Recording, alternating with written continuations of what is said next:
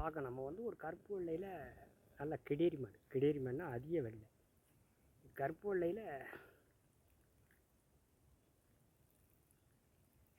தலையத்து கிடேரி ஒரு 5 10 லிட்டர் கறக்கும். கறந்த கிடேரி ஈத்து ஒரு 6 12 லிட்டர் கறக்கும்.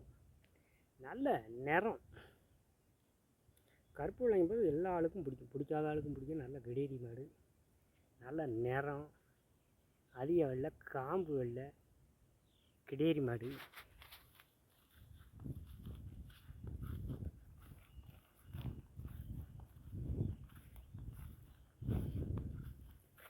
கிடேரி மாடுங்கும்போது இந்த மாட்டோட சிறப்பே கிலோமீட்டர் தாங்கும். பால் கெட்டித்தர இருக்கும். பால் நல்ல கெட்டியாக இருக்கும். நல்ல வளர்ப்புக்கு தோதான மாடு. வளர்ப்புக்கு தோதான மாடுனா மேய்ச்சல் மாடில் வளர்க்குறதுக்கு இந்த மாடு நல்ல தோதான மாடு. நல்ல கிடேரி மாடு, நல்ல நிறம். நிறம்தான் அந்த மாட்டோட அமைப்பு.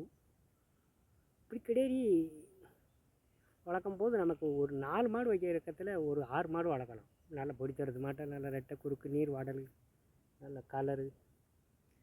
நீர் வாடலுங்கும்போது அந்த மாடு நம்மகிட்ட தேரும். இந்த தோலுக்கு அந்த மாடு வாட மாடாக இருந்தாலும் தேறிடும்.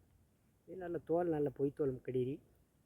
நல்லா ஒரு 2 சென்னையில் இப்படி கிடேரி வளர்ப்பாயிடும். வளர்ப்பாயிருச்சுன்னா அந்த மாடு சரியான மாடாக இருக்கும். இது நல்ல கிடேரி.